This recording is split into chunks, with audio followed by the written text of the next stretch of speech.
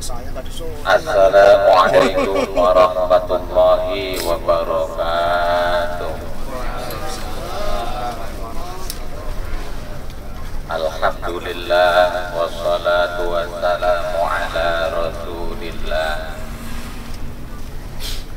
Sayyidina wa habibina wa syafi'ina wa maulana Muhammad ibn Abdillah wa ala alihi wa sahbihi wa man tabi'ahu. Rabbi shrah li sadri wa yassir li amri wa hlul 'uqdatam min lisani yafqahu qawli. Rabbi ja'alni muqimas shalah wa min dzurriyyati rabbana taqabbal. Wa ba'du faqala Allahu ta'ala fil Qur'anil Karim wa huwa asdaqul qa'ilin. A'udzu billahi minasy syaithanir rajim. Bismillahirrahmanirrahim. Wal 'asri innal insana lafi khusrin illa alladziina aamanu wa 'amilus shalihati wa tawashaw bil haqqi wa tawashaw bis sabr. Wa qala Rasulullah sallallahu alaihi wasallam, talabul ilmi fariidatun 'ala kulli muslimin wa muslimah. Wa qala aidan, al-qayyis man dana nafsah wa 'amila liman ba'dal maut. Wa qala Syekhuna Abdul Rahman fi kitabi taqawlina li'alimin di ghaflah tadzikru babun li babil hadrat. Sadaqallahul azim wa sadaqa rasuluhun nabiyyul habibul karim wa nahnu ala dhalika minasy syahidin wa syakirin walhamdulillahi rabbil alamin. Hadirin jamaah peserta ziarah yang saya muliakan dan mudah-mudahan dimuliakan Allah Subhanahu wa ta'ala. Segenap para panitia, para koordinator, Bapak supir, kernet supir, pengganti supir yang saya muliakan dan mudah-mudahan dimuliakan Allah Subhanahu wa ta'ala. Amin. Bapak-bapak hadirin peserta ziarah yang dimuliakan Allah, yang tidak bisa saya sebutkan satu persatu karena saya tidak tahu namanya, yang mudah-mudahan dimuliakan Allah Subhanahu wa ta'ala. Amin ya Allah ya Rabbal alamin. Pertama-tama marilah kita sama-sama aturkan puja dan puji serta syukur kehadirat Allah yang Maha Ghafur, bahwasanya kita pada hari ini, detik ini, saat ini masih senantiasa diberikan kesempatan oleh Allah Subhanahu wa ta'ala, diberikan berbagai macam-macam nikmat oleh Allah Subhanahu wa ta'ala, yang tentu saja nikmat tersebut tidaklah gratis bagi kita, karena nikmat dari Allah Subhanahu wa ta'ala harus diiringi dengan rasa syukur kita kepada Allah. Untuk mengapresiasi ataupun mewujudkan syukur kita kepada Allah, jelas kita harus melaksanakan perintah Allah dan juga meninggalkan larangan Allah. Seseorang tidak bisa disebut bersyukur ketika ia meninggalkan perintah Allah, ketika ia melanggar perintah Allah, meninggalkan perintah Allah Subhanahu wa ta'ala. Dan alhamdulillah pada kesempatan kali ini, setelah kita selesai melaksanakan sholat berjamaah, setelah kita selesai melaksanakan sebahagian besar perjalanan religi kita, berziarah mengunjungi kepada orang-orang yang dicintai oleh Allah Subhanahu wa ta'ala, Orang-orang yang dikasihi oleh Allah, orang-orang yang telah diberi keberkahan oleh Allah Subhanahu wa taala, para aulia Allah. Dan insya Allah kita akan melaksanakan beberapa ziarah lagi ke orang-orang yang dicintai oleh Allah. Salawat beserta salam tidak lupa marilah kita sama-sama haturkan dan sanjungkan kehadiran baginda pemimpin umat yang menjadi contoh cerminan uswatun hasanah bagi seluruh umat, wabil khusus kepada kita umatnya Kanjeng Nabi Muhammad Sallallahu Alaihi Wasallam, yang mana beliau telah menggariskan, mewajibkan dan memerintahkan kepada kita agar senantiasa kita selalu berpegang teguh kepada sunnah-sunnah, agar kita selalu berpegang teguh kepada ajaran-ajarannya, agar kita selalu berpegang teguh juga mengikuti para sunnah-sunnah para ulama rasyidin, para alim ulama sebagai pewaris-pewaris beliau. Dan alhamdulillah pada kesempatan ini kita bisa melaksanakan salah satu perintah ataupun ajaran yang menjadi syariat beliau, yaitu melaksanakan ziaratul kubur, wabil khusus yaitu ke makam para anbiya, para aulia, para alim ulama yang diperintahkan oleh Allah dan Rasulullah.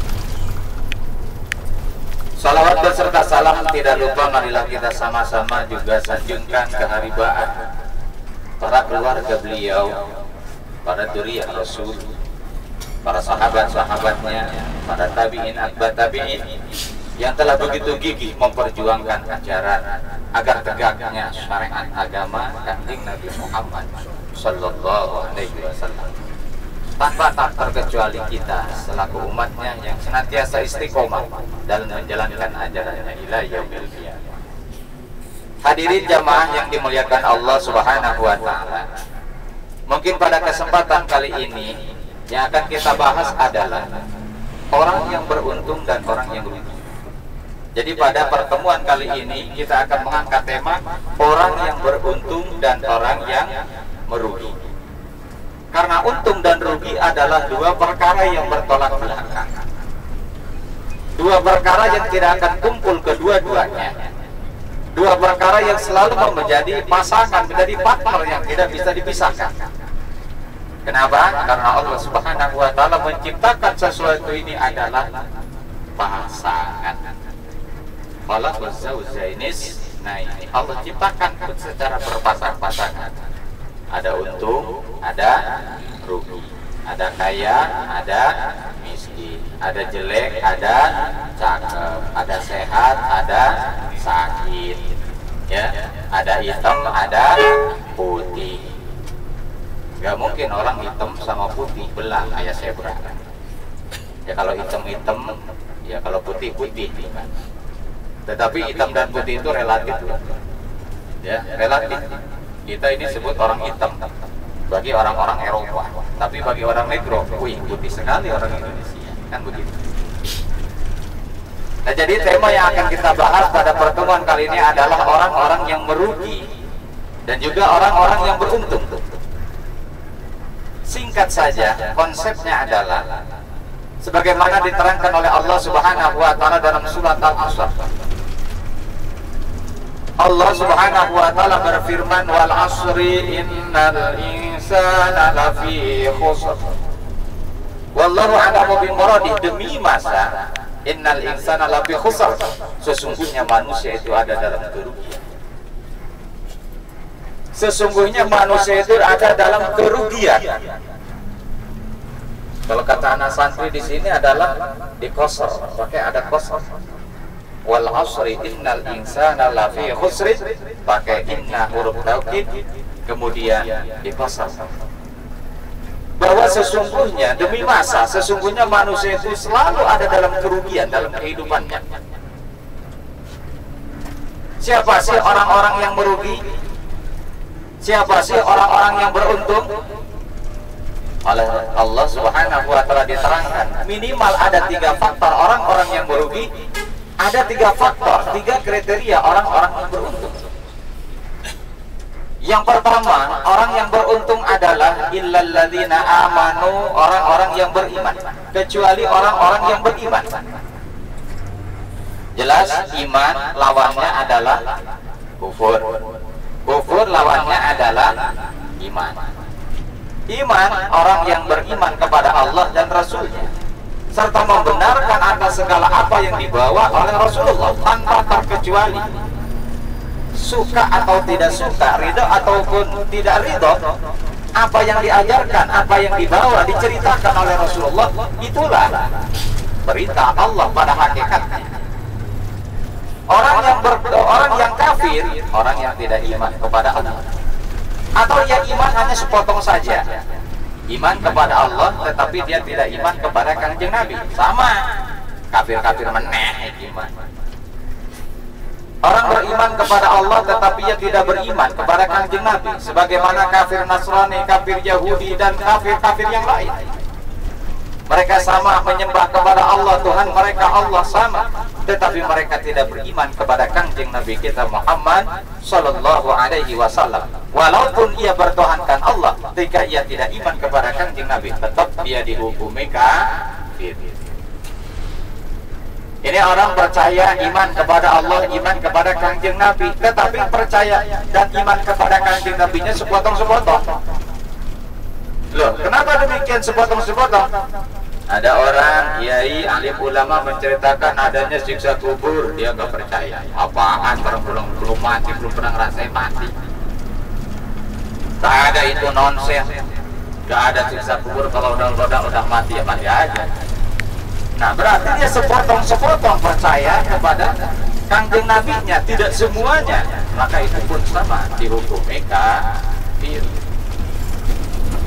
Kanjeng Nabi menceritakan tentang hal-hal yang gaib-gaib, tentang hal-hal yang akan terjadi, perkara-perkara yang akan terjadi, ya,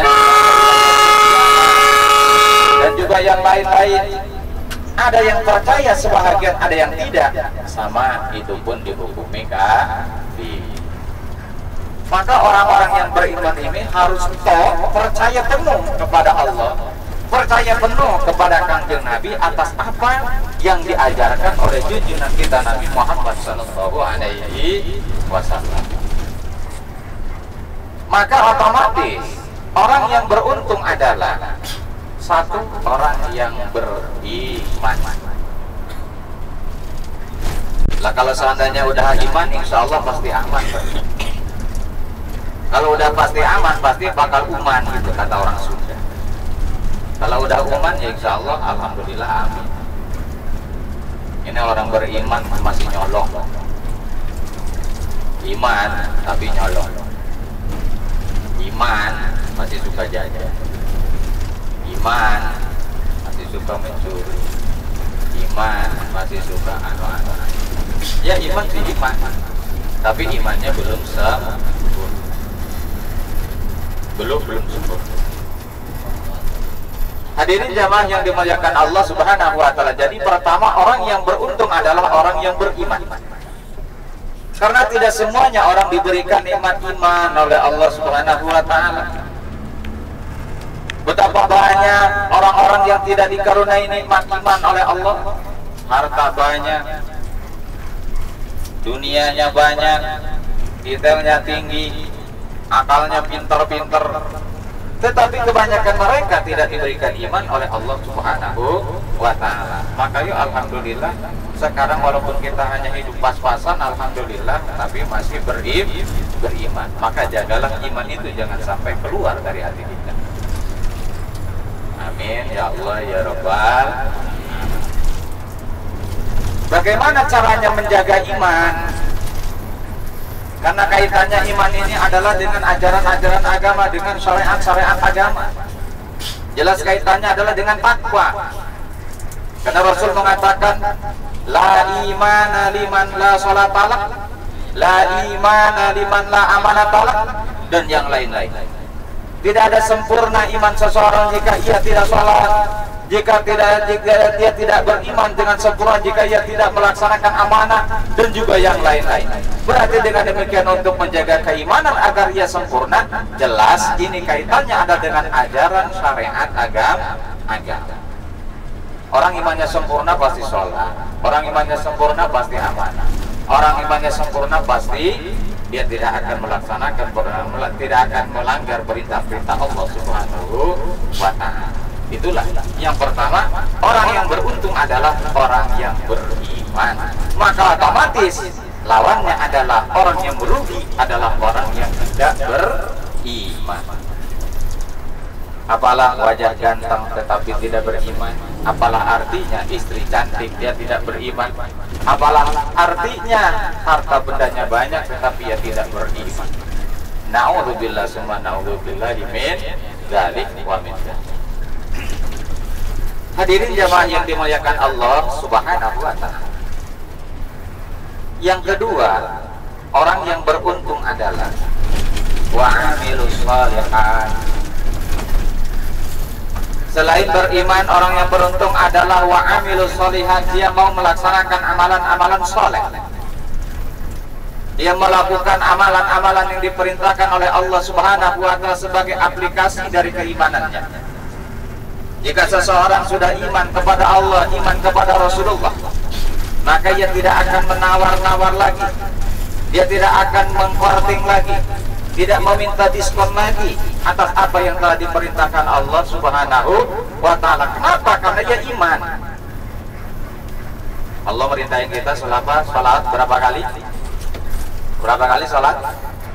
5 kali. Puasa 1 bulan sekali, cuma sepotong 12 jam selama 1 tahun.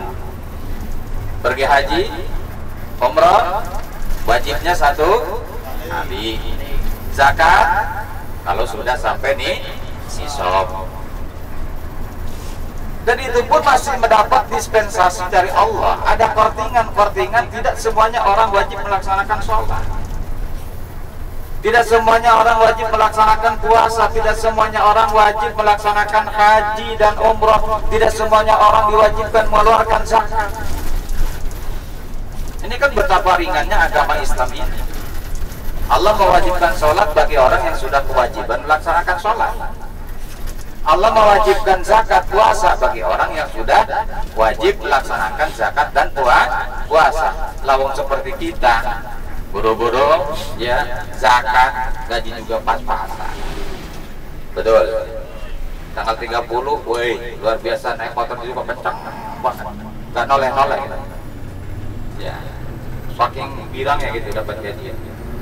Giliran tanggal 10, tanggal 15 sudah agak lesu lagi.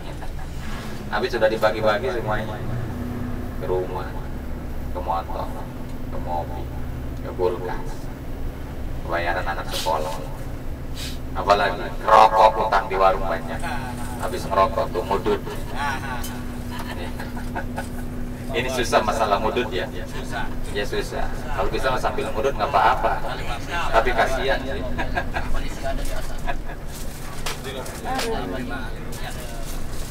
Jadi tidak semuanya orang diwajibkan untuk melaksanakan perintah Allah. Di antaranya sholat juga tidak semuanya orang wajib melaksanakan sholat. Makanya diatur oleh agama, diajarkan oleh Kanjeng Nabi Muhammad SAW, siapa saja yang wajib melaksanakan sholat, siapa saja yang wajib melaksanakan puasa dan yang lain-lain. La yukallifullahu nafsan illa wus'aha laha ma kasabat wa 'alaiha ma kasabat. Lawang orang belum sempurna syarat-syaratnya belum wajib. Anak kecil belum wajib sholat. Orang gila belum wajib sholat. Bukan belum, tidak wajib melaksanakan sholatnya. Anak kecil nggak wajib puasanya. Orang gila nggak wajib puasanya. Orang miskin bin karet ya tidak wajib melaksanakan zakatnya. Orang yang belum mampu melaksanakan haji dan umroh belum wajib, tidak wajib melaksanakan haji dan umrohnya. Itulah agama Islam sangat ringan jika kita kerjakan. Nah, itu semua termasuk amalan-amalan soleh. Jadi orang yang beriman, yang tidak merugi, dia beruntung. Selain beriman, dia juga harus melakukan amalan-amalan soleh.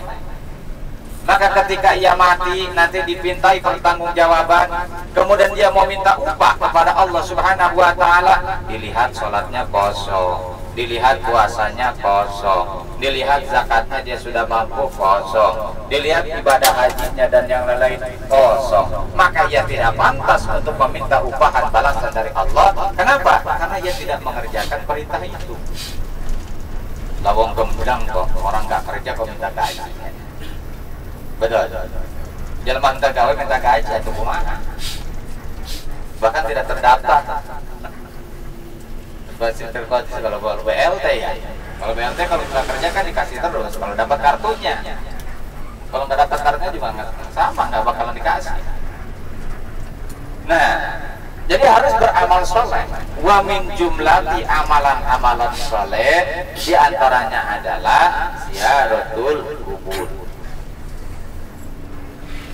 Karena di situ pakai bahasanya wa amilus sholihat, amalan-amalan yang soleh-soleh. Solehat itu jama muannas salim. Berarti menunjukkan banyak sekali amalan-amalan soleh. Ya, tidak memakai kata amilus sulaha atau asliha, tetapi di sini memakai kata amilus sholihat, pakai jama muannas. Ini menunjukkan berarti tidak terhitung banyaknya amalan-amalan soleh. Lalu amalan soleh itu seperti apa? Amalan soleh itu adalah amalan-amalan yang diperintahkan oleh Allah Subhanahu wa Ta'ala, diperintahkan oleh Rasulullah, tidak keluar daripada itu. Ini kalau misalkan ada amalan soleh tapi bertentangan dengan ajaran agama, itu bukan amalan soleh tapi amalan toleh. Lalu mau sedekah kok hasil dari judi, mau sedekah kok hasil dari ngerampok. Ngerampoknya ya dilarang oleh agama, haram hukumnya. Berjudinya haram hukumnya. Maka apa saja yang dihasilkan dari haram, maka tentu hasilnya adalah haram. Sebagaimana kaidah fikih mengatakan, kullu ma haruma akhduhu haruma i'ta'uhu. Setiap perkara apa saja yang haram diambilnya, maka haram diberikannya. Begitupun sama, setiap perkara yang haram diberikannya, maka haram diambilnya. Itu diangkas namanya. Nah, kita mau beramal soleh, misalkan, waduh ini masjid lagi ngebangun butuh biaya, kali aja kita pasang togel 4 angka tembus 1 miliar, udah tak kasih semua ke masjid. Masjidnya jadi selesai, bagus, tapi hakikatnya adalah demi api. Kadang-kadang masjid bagus yang isinya juga kosong kan? Kenapa? Karena api. Kalau api kan sifatnya panas, orang nggak betah, nggak lama-lama di masjid. Kenapa? Karena panas. Ada satu kisah riwayat, ada seorang alim ulama, seorang ahli tasawuf. Ya, ketika melewati satu kampung, ya, di situ dia melihat masjid bagus sekali, luar biasa. Pokoknya serba lep, serba mewah lah. Kalau zaman sekarang kan di mana saja pasti masjid pasti bagus. Lawang di kampung Ilat aja ke masjid yang insya Allah bagus. Bukan promosi, tapi nunggu giliran. Nah, bagus. Ya, ketika ia sholat di situ dia tidak merasakan khusyuk sama sekali. Ketika sholat di situ dia tidak merasa nyaman, tidak merasa khusyuk, gelisah luar biasa. Kok ada apa? Sholat ini kok biasanya nyaman, enak begitu. Tidak kayak seperti kita sholat itu waduh berat banget ya. Betul apa betul? Salah tuh. Sholat mah harus benar, harus tenang, harus khusyuk. Nah, kalau sholat kita ya berat luar biasa. Kalau nggak dipaksanya bakalan sholat. Apalagi dalam perjalanan begini kan, mangan. Kadang-kadang ributnya ini belum mangan, belum ribut masalah sholat. Kalau masalah sholat nggak diributin. Nah, kalau masalah sholat kan itu urusan kita dengan Allah. Kalau mangan kan urusannya lain. Waduh. oleh sufi, ulama terus begitu sholat di masjid itu, padahal masjidnya luar biasa, berlantaikan marmer, ya, AC-nya juga dingin luar biasa, indah pokoknya, dipandang dengan pandangan zahir indah luar biasa, tetapi dia tidak merasakan nikmat sholat. Akhir kemudian dia keluar setelah selesai karena dia merasa ragu akan sholatnya, karena tidak ada ketenangan baginya dalam sholat tersebut. Karena maaf, orang-orang yang sudah mencapai tingkatan tinggi makrifatnya kepada Allah, maka ia memasukkan salah satu rukun sholat itu adalah khusyuk dan tenang. Maka ketika mereka sholat tidak khusyuk, tidak sah sholat bagi mereka. Ini pendapat Imam Ghazali radhiyallahu anhu. Karena Imam Ghazali memasukkan khusyuk itu ke dalam salah satu rukun sholat. Nah ini kira-kira kalau kita nih, kalau kita ngitung rukun sholat itu di antaranya khusyuk, kira-kira sholat kita sah apa enggak? Kayaknya seluruhnya enggak sah semua ya. Benar. Seperti kita nih, waduh masih lama perjalanan, kerjaan masih numpuk, Allahu Akbar, barang belum dikirim, Allahu Akbar, ini belum selesai, kayaknya begitu terus-terusan, enggak khusyuk, enggak tenang. Kayaknya seumur-umur kita enggak bakalan sah sholat itu. Nah begitu keluar dia menemukan, ya, saung. Saung itu apa ya? Bukan tajung sih, saung ya. Surau lah, saung lah, saung. Akhir kemudian dia di situ sholat. Begitu dia sholat di situ dia merasakan nikmat, merasakan lazat.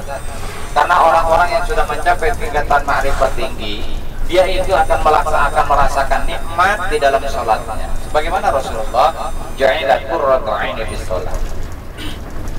Jadi orang-orang yang sudah mencapai tingkatan tinggi, dia begitu sholat nikmat, lazat, enak, adem, ayem, tenang perasaannya. Setelah itu, ya, dia selidik, punya selidik. Ya. Datanglah dia ke ketua DKM masjid. Dia bertanya, Pak, ini masjid bagus banget ya? Oh iya, alhamdulillah. Berapa tahun yang dibikinnya? Cuma 1 tahun. Berapa biayanya? Ya sekitar 3 atau 5 eman lah. Oh, luar biasa. Tetapi begini Pak, begitu saya sholat di sini, masya Allah, saya tidak merasakan sama sekali panas. Sholat di masjidnya padahal lantainya marmer, padahal AC-nya luar biasa. Ini kira-kira ada apa di dalam masjid ini? Ya biasa aja sih. Ya, yang namanya masjid kan dari mana-mana kan. Cari dananya juga banyak kan, di mana-mana. Ada partai masuk apa-apa, yang penting harus beliin AC aja. Ada orang yang mau nyalon beli permadani. Ada orang yang mau calon presiden beliin jadi selesai. Oh berarti masjid gotong royong. Iya gotong royong. Tetapi ternyata setelah dikoreksi, ternyata ada di antara daripada dana masjid tersebut ada salah seorang pencuri, ada salah seorang tukang korupsi yang nyolong hasil colongannya itu diberikan ke masjid itu. Ini naudzubillah, cuma naudzubillah. Kalau kita sih nggak bisa merasakan apa-apa ya, labung kita juga buta. Di mana? Nah itulah. Hadirin jamaah yang dimuliakan Allah. Nah kita kembali lagi. Ini adalah amalan-amalan soleh. Maka tidaklah cukup hanya beriman saja kepada Allah jika ia tidak mau beramal soleh. Jika ia tidak mau beramal soleh, maka ia termasuk orang-orang yang merugi. Jadi orang yang beruntung adalah orang yang beriman dan juga melaksanakan amalan soleh. Wa min jumlati amalan soleh ziaratul kubur dan yang lain-lain. Kenapa? Karena diperintah oleh Rasulullah Shallallahu Alaihi Wasallam, terutama ya bagi makam-makam para nabi, para rasul, para wali-wali Allah, para alim ulama, itu disunahkan luar biasa. Bukan hanya sebatas laki-laki, perempuan pun tidak boleh, tidak masalah, boleh hukumnya ketika ia berziarah di kubur para alim ulama. Dan alhamdulillah ya, wa min jumlati amalan soleh ini kita alhamdulillah telah bisa melaksanakannya. Amin ya rabbal alamin. Berziarah ke makam para wali-wali Allah. Yang ketiga, orang yang beruntung. Selain dia mau melakukan amalan-amalan soleh, dia ada toleransi kepada sesama. Makanya kata Allah Subhanahu wa ta'ala, wa tawasau bil haq wa tawasau bis sabr. Orang yang beriman melakukan amalan soleh tetapi tidak toleransi, tidak kasihan terhadap sesamanya, itu pun termasuk orang yang merugi, belum beruntung. Jadi dia mau memberikan wasiat, mau memberikan peringatan, mau memberikan teguran kepada sesamanya tentang kebenaran dan juga saling mengingatkan tentang kesabaran. Ini kan kalau kita bicara sabar ini kan mudah diucapkan tetapi pelaksanaannya susah. Sabar, belum makan dari pagi sampai sore harus sabar. Ini ada lagi nih, kapan ini mau bis berhentinya di mana, warung makan.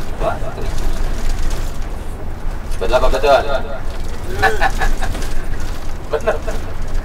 Nah berarti orang yang beruntung adalah diantaranya juga dia harus toleransi terhadap sesamanya, harus kasihan terhadap sesamanya dengan saling mengingatkan, saling berwasiat terhadap kebaikan, amar ma'ruf nahi munkar. Kenapa? Karena jika Allah sudah turunkan azab itu nggak pandang bulu. Contoh tsunami, ya, bukan orang durhaka saja yang diazab, bukan orang durhaka saja yang kena gempa, tsunami dan yang lain-lain. Orang soleh pun kena sama. Ibaratnya orang sedang naik kapal, perahu, ya, ada sebahagian orang, ya, dia melubangi kapal. Jika ia perbuatan tersebut tidak dicegah oleh yang lain, maka otomatis musibah yang akan datang terhadap kesemuanya.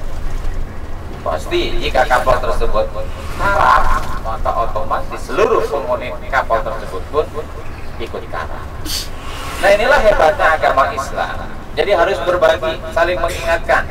Silih asa, silih asih, silih asuh, saling mengingatkan. Jadi orang-orang yang beruntung hanya 3 kriteria saja. Secara singkat, beriman, beramal soleh, dan juga saling mengingatkan, saling berbagi, begitu. Mengingatkan tentang kebenaran, mengingatkan tentang kesabaran. Maka otomatis sebaliknya orang-orang yang merugi adalah orang-orang yang tidak beriman, atau dia beriman tetapi tidak beramal soleh, atau dia beramal soleh tetapi dia tidak peduli terhadap sesamanya. Ini termasuk orang-orang yang merugi. Hadirin jamaah yang dimuliakan Allah Subhanahu wa ta'ala, mungkin hanya inilah saja pertemuan perdana kita kali ini. Apabila ada kata-kata yang kurang enak, ada kata-kata yang tidak mengena di hati, saya wabil khusus meminta maaf yang seluas-luasnya. Kenapa? Karena lidah tidak bertulang, bibir tidak terpakai. Wabillahi taufiq wal hidayah, wal afu minkum, wassalamualaikum warahmatullahi wabarakatuh.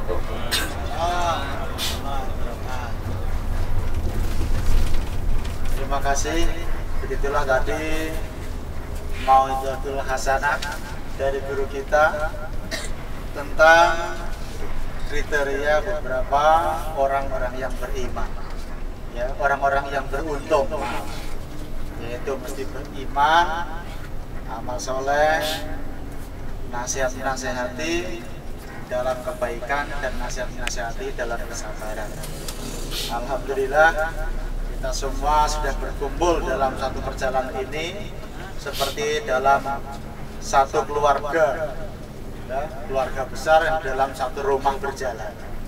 Itulah mari kita sama-sama untuk mengingatkan kepada saudara-saudara kita untuk selalu berbuat kebaikan dan kesabaran, dan juga selalu memuji kepada Allah Subhanahu wa ta'ala. Katanya untuk nasihat-nasihati itu tidak harus jadi ustaz, nggak harus jadi kiai. Kata Kintos kemarin, dikata si Zaitun mengingatkan tetangganya yang jualan nimbangnya kelebihan. Oh iya ya Tun, aku kok jadi malu. Nah, jadi Zaitun bukannya ustaz tapi juga bisa mengingatkan kebenaran kepada saudara. Begitulah sepertinya sudah mulai riup-riup matanya. Jadi yang mau istirahat silakan, nanti lanjutkan perjalanan kita sampai di Sunan Bayat, Klaten. Itulah sedikit pencerahan tentang penyemangat untuk kita beribadah, dan semoga menjadikan keberkahan untuk kita semua. Terima kasih, mohon maaf segala kekurangan. Wassalamualaikum warahmatullahi wabarakatuh.